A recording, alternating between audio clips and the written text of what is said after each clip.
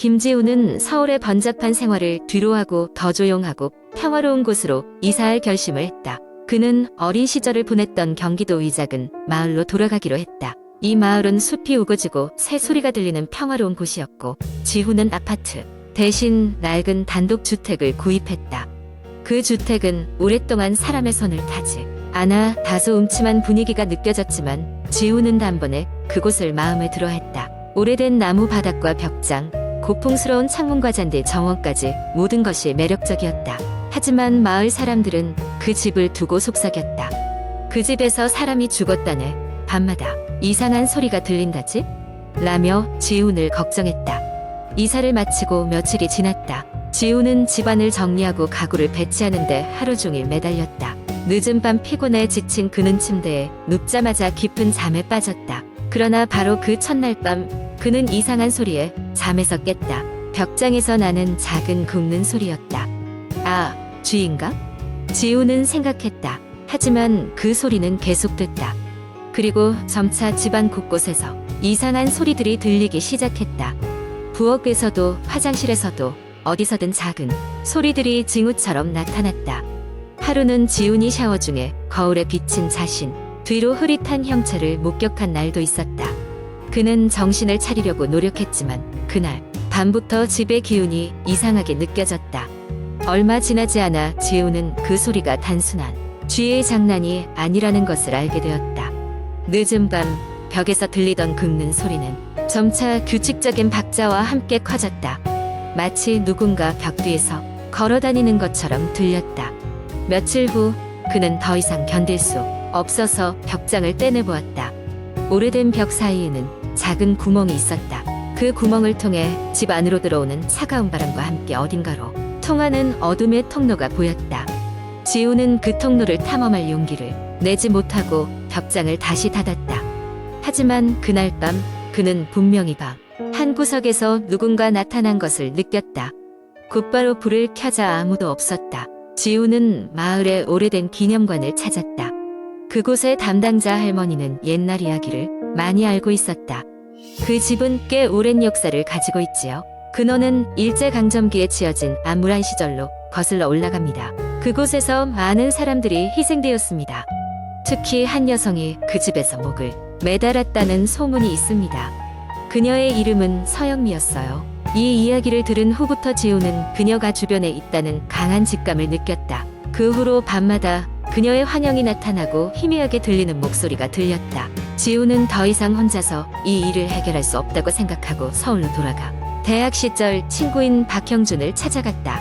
형준은 심령현상 전문가로 유명했기 때문이다. 형준은 지훈의 집을 방문하여 다양한 측정을 하고 각종 장비를 설치했다. 그의 표정은 점점 심각해졌다. 지훈아, 여기 정말 강한 원한이 느껴진다. 이건 보통 심령현상이 아니야. 내가 알고 있는 유명한 퇴마사를 불러야 할 것 같아.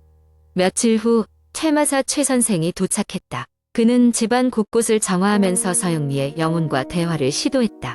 그리고 이 무서운 비밀을 밝혀냈다. 서영미는 억울하게 죽임을 당했다. 그녀의 원혼은 해결되지 못한 채 그 집에 맴돌고 있었던 것이다. 최 선생은 서영미의 영혼을 해방시키기 위한 의식을 준비했다. 그 과정은 길고 고통스러웠다. 지우는 그동안 서영미의 존재를 옆에서 느낄 수 있었다. 그녀는 고통스러워하며 구원을 기다리고 있었다. 마지막 의식이 시작되었다. 형준과 최 선생, 지우는 함께 서영미의 이야기를 읽어주고 그녀의 억울함을 풀어주었다. 의식 중에 무수한 차가운 기운이 방을 뒤덮고 희미한 형체가 차츰 명확해졌다. 죄송합니다. 이제 당신의 고통을 이해합니다. 지우는 눈물을 흘리며 말했다. 서영미의 영혼은 점차 안정을 찾았고 마지막으로 희미한 미소를 지었다. 마침내 그녀는 빛으로 사라지며 비낭몽 같은 시간이 끝이 났다. 그 사건 이후 지훈의 집은 다시 평화를 찾았다. 더 이상 이상한 소리도 흐릿한 형체도 나타나지 않았다. 지훈은 그 영혼과의 동거를 통해 많은 것을 배웠고 그 기억을 소중히 여길 것이다. 지훈은 마침내 이 작은 조용한 마을에서 평온한 삶을 살아갈 수 있게 되었다. 그의 집도 더 이상 음산한 집이 아니라 사랑과 평화가 깃드는 안식처가 되었다. 두 번째 이야기, 경기도 외곽 지역에 위치한 작은 마을에는 오래된 전설이 하나 전해져 내려오고 있습니다. 마을 외곽에 있는 깊고 어두운 숲은 예로부터 귀신의 숲이라 불리며 누구도 쉽게 접근하지 못하는 금단의 장소로 여겨져 왔습니다. 그 숲에서 사라진 사람들의 이야기가 많이 전해지기 때문입니다. 10여 년 전 서울에서 온 한 청년이 여행 중 이 마을에 들르게 되었습니다. 청년은 자연 풍경과 마을의 소박한 분위기에 반해 마을에 잠시 머물기로 결심합니다. 그러던 중 마을 회관에서 술을 한잔하면서 현지인들과 친해지게 되었고 그들에게서 귀신의 숲 이야기를 듣게 되었습니다. 전설에 따르면 오랜 옛날 그 숲에는 정체불명의 여인이 살았다고 합니다. 그녀는 밤이면 검은 한복을 입고 나타나 사람들을 유혹해 숲으로 데려간 뒤 그 사람들을 영원히 숲속에 가둬두었다고 합니다. 마을 사람들은 그녀의 원혼이 아직도 숲에 남아 사람들을 미혹한다고 믿고 있었습니다. 청년은 이러한 이야기를 듣고 흥미를 느끼게 되었고 과감히 숲을 탐험해 보기로 결심합니다. 다음 날 청년은 카메라와 손전등, 식량을 챙기고 귀신의 숲으로 향했습니다. 숲 입구는 풀과 나무들로 덮여 있음에 울창했으며 한 걸음씩 걸어 들어갈수록 주변은 점점 어두워졌습니다. 몇 시간을 걷던 중 갑자기 날씨가 흐려지며 싸늘한 바람이 불기 시작했습니다. 청년은 직감적으로 이상하다는 것을 느끼지만 가지고 온 손전등에 의지해 발걸음을 멈추지 않았습니다. 길을 거닐다가 우연히 오래된 폐가를 발견하게 되었습니다. 폐가는 마치 누군가 피해 달아난 듯한 흔적들이 있었으며 먼지와 거미줄로 덮여 있었습니다. 청년은 폐가 내부를 살펴보다가 낡은 일기장을 발견합니다. 일기장에는 한 여인의 애절한 사연이 적혀 있었습니다. 그녀는 홀로 아이를 낳고 기르던 중 마을 사람들에게 버림받고 숲속을 떠도는 신세가 되었다는 이야기였습니다. 일기장의 마지막 페이지는 채 완성되지 못한 채 중단되어 있었고 몇몇 글자들은 말라버린 혈흔처럼 보였습니다. 짙은 어둠이 깔리자 청년은 폐가에서 야영을 하기로 결정했습니다. 저녁을 먹고 잠자리에 들려고 하는데 갑자기 집 밖에서 기묘한 소리가 들렸습니다. 여인의 흐느끼는 울음소리와 함께 이상한 발자국, 소리가 문 앞까지 다가오고 있었습니다. 겁에 질린 청년은 손전등을 켜 집 밖을 살폈으나 아무도 보이지 않았습니다. 그러나 문을 닫고 돌아서려는 순간 갑자기 문이 쾅 하고 열리며 차가운 바람이 휘몰아쳤습니다. 문 앞에는 검은 한복을 입은 창백한 여인이 서 있었습니다. 그녀는 서늘한 미소를 지으며 청년에게 다가왔고 청년은 몸을 움직일 수 없는 공포에 휩싸이게 되었습니다. 여인은 천천히 청년의 손을 잡고 숲 깊숙이 이끌려고 했습니다. 그 순간 청년은 정신을 차리고 있는 힘껏 몸부림쳤습니다. 다행히 갑작스런 소리에 놀란 새들이 날아오르며 여인의 손이 잠시 이완되었고 청년은 그 틈을 타 도망치기 시작했습니다. 청년은 미친 듯이 숲을 빠져나와 일주일 동안 악몽에 시달렸습니다. 그는 그리하여 마을 사람들에게 다시는 귀신의 숲을 탐험하지 말라는 경고를 남기고 서둘러 마을을 떠났습니다. 마을 사람들은 그의 이야기를 듣고 다시금 숲에 대한 경계를 강화했습니다. 시간이 흐르고 청년의 이야기는 마을의 전설로 남아 사람들 사이에 긴 여운을 남겼습니다. 그리고 어느 날 인터넷 커뮤니티에 그 청년이 겪었던 끔찍한 경험담이 하나둘씩 올라오기 시작했습니다. 사람들은 귀신의 숲에 대해 다시 관심을 가지기 시작했고 오싹한 전설은 더 많은 사람들의 호기심과 공포심을 자극하게 되었습니다. 그러나 몇 년이 지나도록 청년은 다시는 그 마을로 돌아가지 않았고 그곳에서 사라진 사람들이 다시 나타난 적도 없었습니다. 그리하여 귀신의 숲은 여전히 미지의 공포로 남아있을 뿐이었습니다. 세 번째 이야기여는 늦은 밤 김철수라는 청년은 친구들과의 술자리를 마치고 집으로 돌아가기로 결심했다.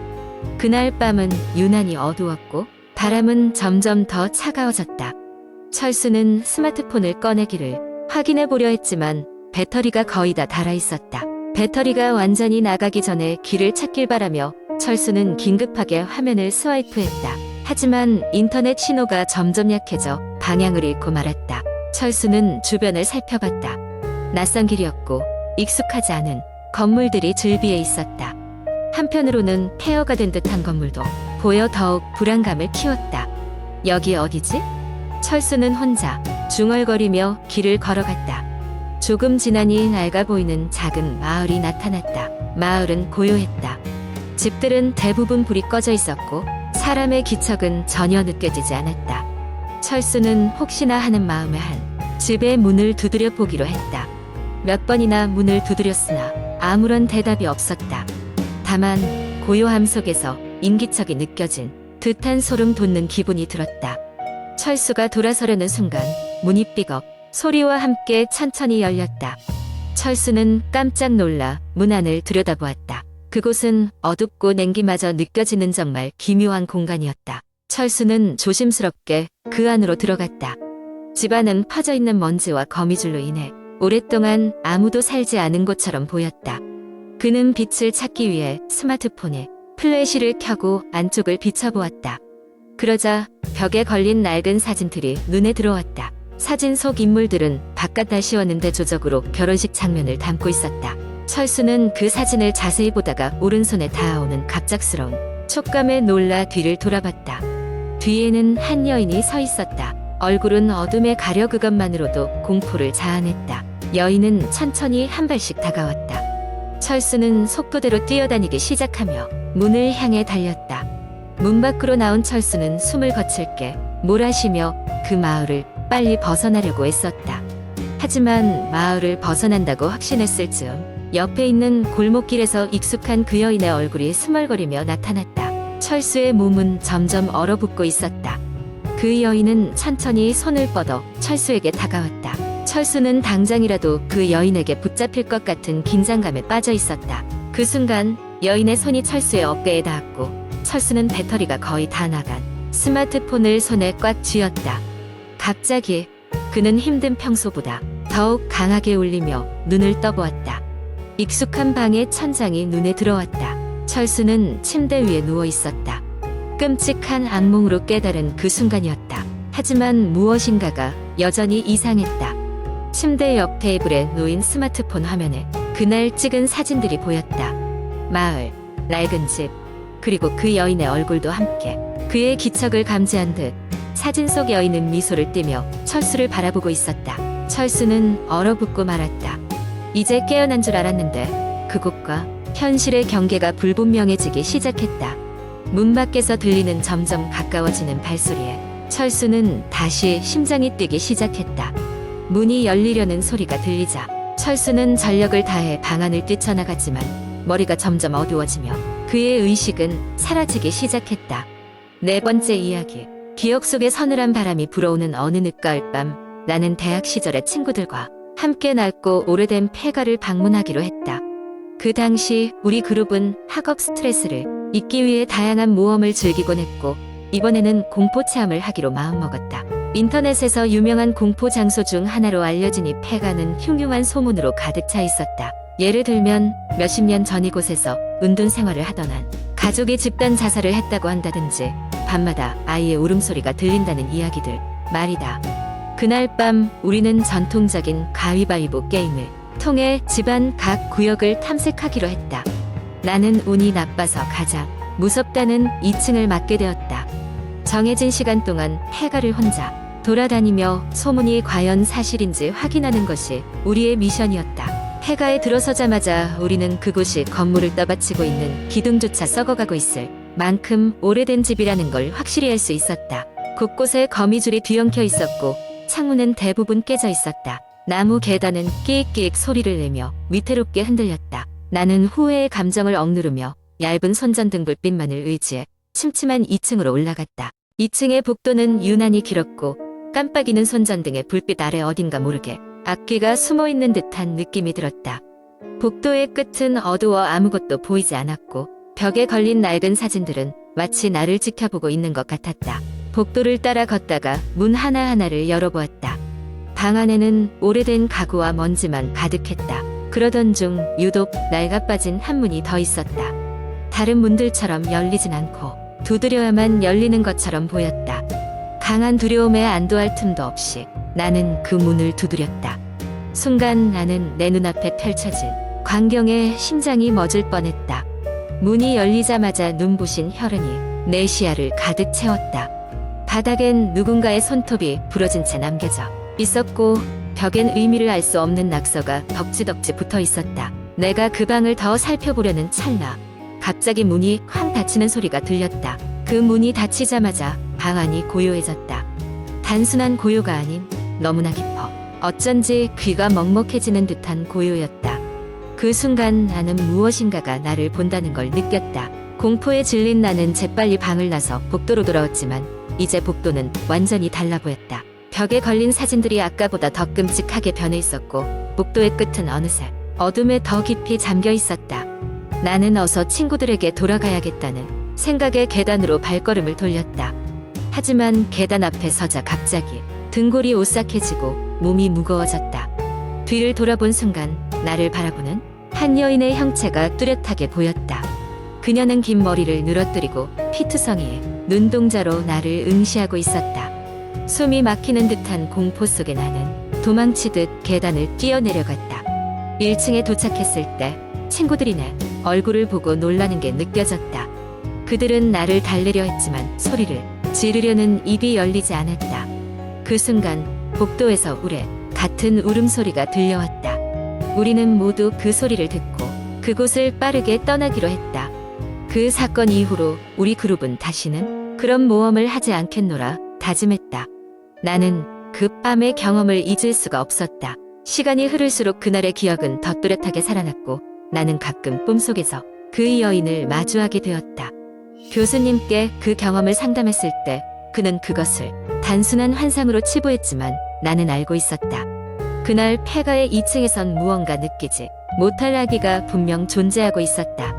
공포는 우리의 상상력을 초월할 때 더 극대화되는 법이다. 때로는 그 상상이 현실이 될 수도 있다. 그 폐가에서 겪은 경험은 내게 또 다른 차원의 공포를 느끼게 해주었고 나는 오늘도 그 여인의 눈동자를 떠올리며 얼어붙는다. 공포란 때로는 실체가 없는 것이라 해서 우리의 일상을 침범하지 않는다고 단언할 수 없는 것이다.